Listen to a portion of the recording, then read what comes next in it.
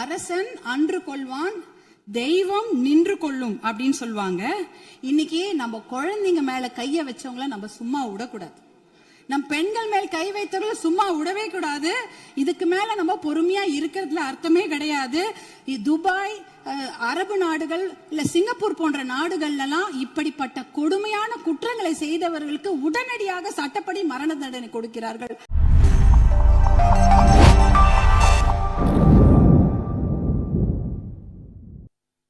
மாண்புமிகு பேரவை தலைவர் அவர்களே, மாண்புமிகு முதலமைச்சர் அவர்களே, மாண்புமிகு அமைச்சர் பெருமக்களே, மாண்புமிகு எதிர்கட்சி தலைவர் அவர்களே, மாண்புமிகு சட்டமன்ற குழு தலைவர் அவர்களே, மாண்புமிகு சட்டமன்ற உறுப்பினர்களே, உங்கள் அனைவருக்கும் வணக்கம். தமிழ்நாடு சட்டப்பேரவையில் மேதகு ஆளுநர் அவர்கள் ஆற்றிய உரைக்கு நன்றி தெரிவிக்கும் தீர்மானத்தின் மீதான விவாதத்தில் பங்கேற்று பேச வாய்ப்பு அளித்தமைக்கு எனது நன்றியை தெரிவித்துக் கொள்கின்றேன். மாண்புமிகு முதலமைச்சர் அவர்களுக்கு மனமார்ந்த பிறந்த நாள் வாழ்த்துக்களை கூறி எல்லா வளமும் பெற்று பல்லாண்டு வாழ பாட்டாளி மக்கள் கட்சி சார்பில் வரவேற்று வாழ்த்துக்களை தெரிவித்து மகிழ்கின்றோம். என்னை இந்த சட்டமன்றத்தில் பேச வாய்ப்பளித்து என்னை இந்த நிலைக்கு உயர்த்திய பாட்டாளி மக்கள் கட்சியின் நிறுவனர் மருத்துவர் ஐயாவிற்கும், பாட்டாளி மக்கள் கட்சியின் தலைவர் மருத்துவர் அன்புமணி ராமதாஸ் அவர்களுக்கும் இந்த நேரத்தில் சிரம் தாழ்ந்த நன்றிகளை தெரிவித்துக் கொள்கின்றேன். என்றுமே அயராது பாடுபட்டு களப்பணி ஆற்றிக் கொண்டிருக்கும் பாட்டாளி மக்கள் கட்சியின் அடிப்படை தொண்டர்களுக்கும் அனைத்து நிலை நிர்வாகிகளுக்கும் என் நெஞ்சார்ந்த நன்றிகள். என்னுடைய தேர்தல் வெற்றிக்கு உறுதுணையாக நின்ற அனைத்து கூட்டணி கட்சி தலைவர்களுக்கும் எனது மனமார்ந்த நன்றிகளை இந்த நேரத்தில் உரித்தாக்குகிறேன். என்மேல் அன்பும் பாசமும் நம்பிக்கையும் வைத்து எனக்கு வாக்களித்த எனது தர்மபுரி சட்டமன்ற தொகுதி வாக்காளர் பெருமக்களுக்கும் அனைத்து சகோதர சகோதரிகளுக்கும் என் மனமார்ந்த நன்றிகள்.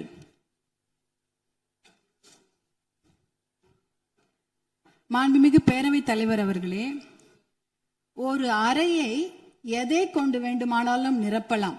ஒரு அறையில ஒரு பருத்தி மூட்டையை கொண்டு அடுக்கினாலும் அது நிரம்பிவிடும். இல்ல அதே அறையில ஒரு என்ன சொல்றது, ஒரு வைக்கோல் போரை வைத்தாலும் அது நிரம்பிவிடும். ஆனால் அந்த ஒரு அறையில ஒரு மெழுகுவத்தி ஏத்தி வச்சா, ஒரு விளக்கு ஏத்தி வச்சா அந்த விளக்குடைய ஒளி அந்த அறையே நிரப்பிவிடும். அப்படிப்பட்ட ஒரு நிகழ்ச்சியை தான் நான் மாண்புமிகு ஆளுநர் அவர்கள் உரையில நான் பார்த்தேன். ஏனென்றால் அந்த உரையில் ஒரே ஒரு வாக்கியம், சமூக நீதி கணக்கெடுப்பு நடத்தப்படும் என்ற அந்த ஒரு வாக்கியம் இந்த சட்டப்பேரவை மட்டும் ஒளிபர செய்யவில்லை, தமிழ்நாடு மக்களின் அனைத்து இல்லங்களிலும் அது பிரகாசத்தையும் வெளிச்சத்தையும் ஒளியையும் கொண்டு நிரப்பியது. ஏன்னா 100 ஆண்டுகளுக்கு பிறகு சமூக நீதி கணக்கெடுப்பு நடத்தப்படும் என்ற அந்த வாக்கியம் மிகப்பெரிய ஒரு வரலாற்று சிறப்பு மிக்க ஒரு வாக்கியம். அதற்காக மாண்புமிகு முதலமைச்சர் அவர்களுக்கும் மாண்புமிகு நம்முடைய தமிழக அரசுக்கும் எங்களுடைய பாட்டாளி மக்கள் கட்சி சார்பாக நன்றிகளையும் வரவேற்பையும் தெரிவித்துக் கொள்கிறோம். ரொம்ப அன்பாக மகிழ்ச்சியாக தெரிவித்துக் கொள்கின்றோம். ஏனென்றால் பாட்டாளி மக்கள் கட்சியின் கொள்கைகளே அதை ஒருங்கிணைக்கிற ஒரு மையப்புள்ளி அப்படின்னா அது சமூக நீதி தான். அந்த சமூக நீதியை நிலைநாட்ட இந்த சமூக நீதி கணக்கெடுப்பு நடத்தப்படுவதால் கண்டிப்பாக எல்லா இல்லங்களுக்கும் தமிழ்நாட்டின் மக்களுடைய அனைத்து நலத்திட்டங்களும் போய் சேரும் என்பதில் எந்த ஐயமும் இல்லை. அதற்காக எங்களுடைய மகிழ்ச்சியை தெரிவித்துக் கொள்கின்றோம். மாண்புமிகு மேதக ஆளுநர் அவர்களின் உரையில வேளாண் பெருமக்கள் அப்படின்ற வார்த்தையை சொல்லியிருந்தாங்க. வேளாண் பெருமக்கள் என்ற வார்த்தை எவ்வளவு அழகான வார்த்தை. ஆனால் பாட்டாளி மக்கள் கட்சியில நாங்க வேளாண் பெருமக்களை கடவுளா தான் நாங்க பார்ப்போம். அவர்கள் நமக்கு உணவளிக்கும் கடவுள்களாக தான் நாங்க அவங்கள பார்க்கிறோம். அதுல பாத்தீங்கன்னா சிறு குறு விவசாயிகளுக்கான கடன், விவசாய கூட்டுறவு கடனை தள்ளுபடி கொஞ்சம் செய்வதாக அறிவித்திருக்கிறார்கள். நீங்க வேளாண் குடிமக்களுடைய உழைப்பை நாம பார்க்க வேண்டும். வெயில்ல யாருமே வெளியில போக மாட்டாங்க. ஆனா வேளாண் குடிமக்கள் மட்டும்தான் வெயிலே வேலை செய்வாங்க. கடின உழைப்ப அந்த வெயில்ல தான் அவங்க கொடுப்பாங்க. அதே சமயம் மழை வெள்ள காலங்கள்லயும் அவங்க வேலை செஞ்சுட்டு இருப்பாங்க. மழை வெள்ளத்துல கொஞ்சம் அதிகமா தண்ணி தேங்கிட்டா கூட அந்த நிலத்துல இருக்கிற அந்த பயிரெல்லாம் அப்படியே முழுகிடும். இப்பெல்லாம் போய் பயிர் முழுகிட்டா யாரும் போய் நேரடியா ஆய்வெல்லாம் செய்யறது இல்ல. ட்ரோன் அனுப்பி அந்த பயிர்ல அந்த தண்ணி நிலத்துல தேங்கி இருக்கான்னு கண்டுபிடிக்கிறாங்க. 2 நாள் கழிச்சு நீங்க ட்ரோன் அனுப்புனீங்கன்னா தண்ணியே இருக்காது, தண்ணி வடிஞ்சிரும். அப்ப அந்த ட்ரோன் என்ன சொல்லும்னா தண்ணி இல்ல, அங்க எந்த பாதிப்பும் இல்ல அப்படின்ற தகவலை கொடுக்கும். இப்படி எவ்வளவு பிரச்சனைகள். அதே அறுவடை செய்து விட்டார்கள் என்றால் பாத்தீங்கன்னா அந்த டைரக்ட் ப்ரொக்யூர்மெண்ட் சென்டர், அதாவது டிபிஆர்னு சொல்லுவாங்க, அந்த கொள்முதல் நிலையங்கள், நேரடி கொள்முதல் நிலையங்களுக்கு மூட்டை மூட்டையா அரிசி எடுத்துட்டு போவாங்க. ஆனா ஒரு கொள்முதல் நிலையங்கள்லயும் ஒரு நாளைக்கு இவ்வளவுதான் அரிசி எடுத்துக்க முடியும், இவ்வளவுதான் மூட்டை எடுத்துக்கொள்ள முடியும் என்ற அளவுகோல் இருக்கும். ஆனால் அந்த அளவுகோலுக்கு மேல ஆயிடுச்சுன்னா அந்த மூட்டையை வச்சுட்டு வெயிலையும் மழையிலையும் அங்கேயே இருக்கணும். அது என்னவானாலும் சரி, மூட்டையை அவங்க நிலத்துல இருந்து எடுத்துட்டு போயிட்டாங்கன்னா தனியார் அந்த கொள்முதல் நிலையங்கள் வாசல்லே படுத்து கிடப்பாங்க. மழை பெஞ்சிச்சுன்னா அந்த மூட்டையெல்லாம் உள்ளே முளைச்சிடும், கெட்டு போயிடும். இப்படி எத்தனையோ சிரமங்களை மீறி தான் அவங்க நம்மளுடைய உணவு மேசைக்கு சாப்பாடை கொண்டு வராங்க. அதற்காக அவங்க வாங்குற கடன் பாத்தீங்கன்னா தனியார் வங்கிகள்ல வாங்குவாங்க, தேசிய வங்கிகளை வாங்குவாங்க, கூட்டுறவு கடன் வாங்குவாங்க, யாருக்கிட்ட வேணாலும் கடன் வாங்கி அந்த விவசாயத்தை செய்வாங்க. அப்படி இருக்கும்பொழுது அந்த வங்கி கடன்களை நாம தள்ளுபடி செய்ய வேண்டும். மகாராஷ்டிரால பாத்தீங்கன்னா எல்லா வங்கி கடன்களையும் தள்ளுபடி செய்திருக்கிறாங்க. நம்ம தமிழ்நாட்டுல நம்ம கூட்டுறவு கடன், அந்த கடனை வாங்கின கடனை முழுமையாக தள்ளுபடி செய்ய வேண்டும் என்பதுதான் எங்களுடைய வேண்டுகோள். அப்படி ஏன் தெரியுங்களா, தமிழ்நாட்டுடைய ஒரு 3 பேர்ல 2 பேர் விவசாயத்துக்கும் விவசாயத்தை சார்ந்த தொழில் செய்யறாங்க தமிழ்நாட்டுல. அப்படி இருக்கும் பொழுது வருஷத்துக்கு நீங்க 10,000 கோடி கடன் வாங்கினவங்க கூட சந்தோஷமா வெளிநாட்டுல வாழ்ந்துடுறாங்க கடனை கட்டாம. ஆனா 10,000 ரூபாய் கடன் வாங்கிட்டு அந்த கடனை யாரா வீட்டு வாசல்ல வந்து கேட்டாங்கன்னா அவமானம் தாங்காம தற்கொலை பண்ணிக்கிறாங்க. 2021, 22, 23 கிட்டத்தட்ட 1968 விவசாயிகள் தமிழ்நாட்டுல தற்கொலை பண்ணி இருக்கிறாங்க. அப்படின்னா ஒரு நாளைக்கு 2 பேர், ஒரு நாளைக்கு 2 விவசாயிங்க தற்கொலை பண்ணிருக்கிறாங்கன்றத இந்த புள்ளி விவரம் சொல்லுது. அவங்களெல்லாம் நம்ம காப்பாத்தி ஆகணும். இப்ப சூப்பர் எல்னினோ வரப்போகுது. அந்த சூப்பர் எல்னினோனா கடுமையான வறட்சி, அதுக்கு நம்ம தயாரா இருக்கணும். இன்னும் எவ்வளவு கடன் வாங்குவாங்களோ அவங்க தெரியாது.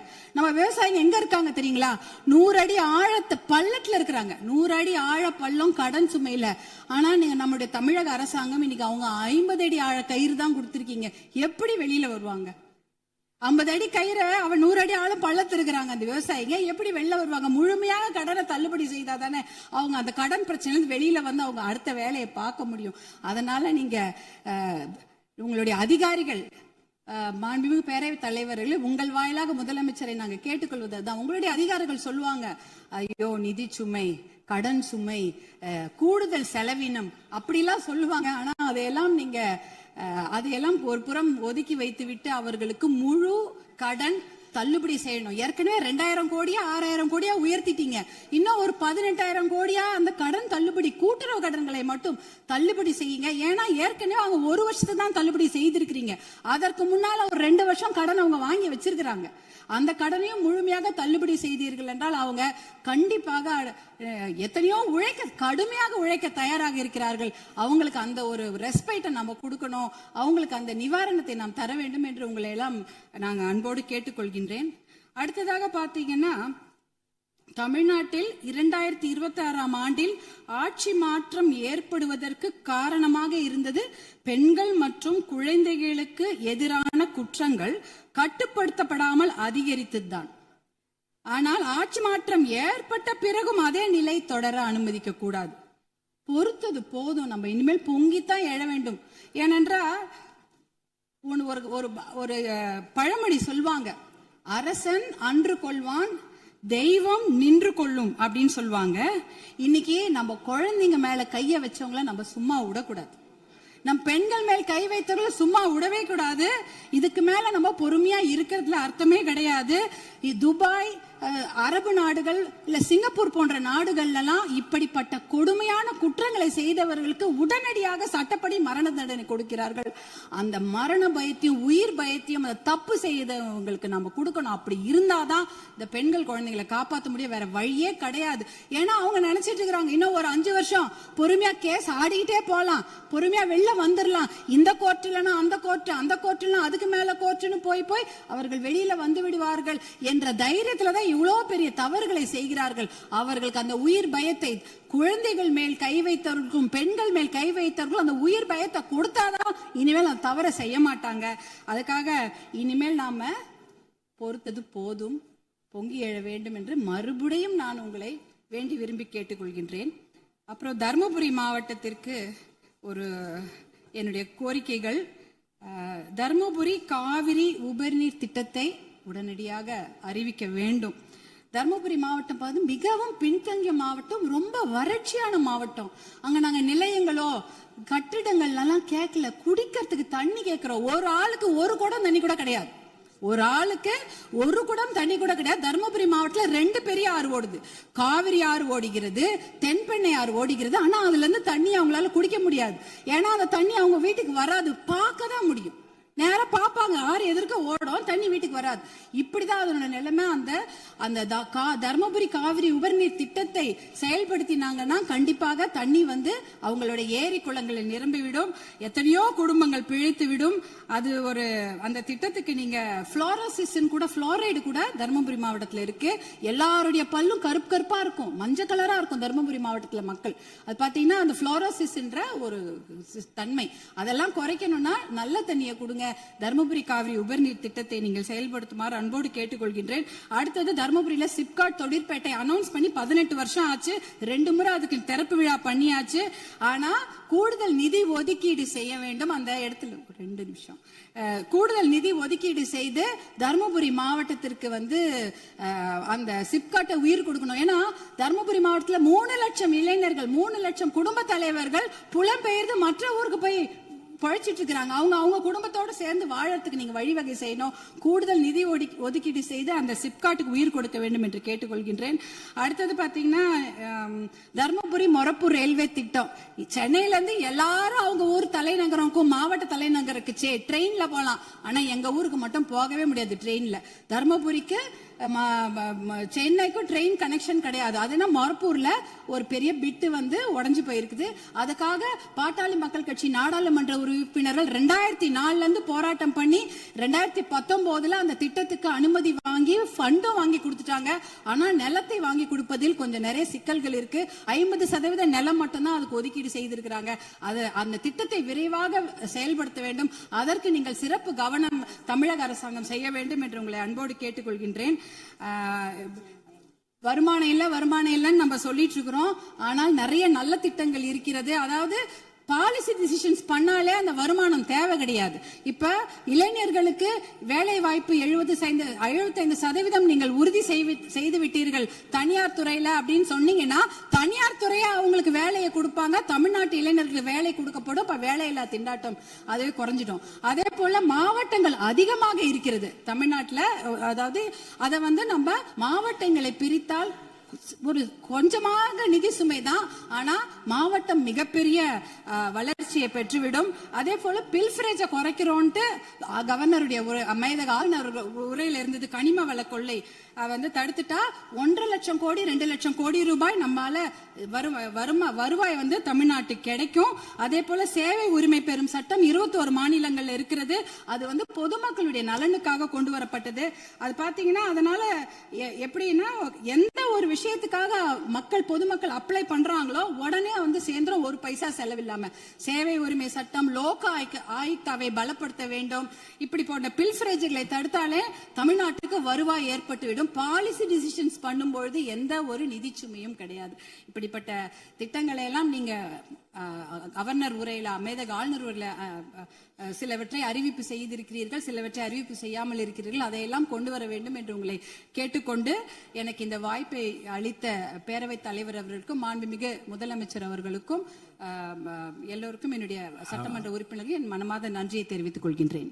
அவை முன்னவர் மாண்பு பேரவைத் தலைவர்களே, மாண்பு உறுப்பினர்கள் குறிப்பிடுகிற ரயில்வே திட்டத்திற்காக நிலமுடுப்பிலே தாமதம் ஏற்படுகிறது என்று சொன்னார்கள்.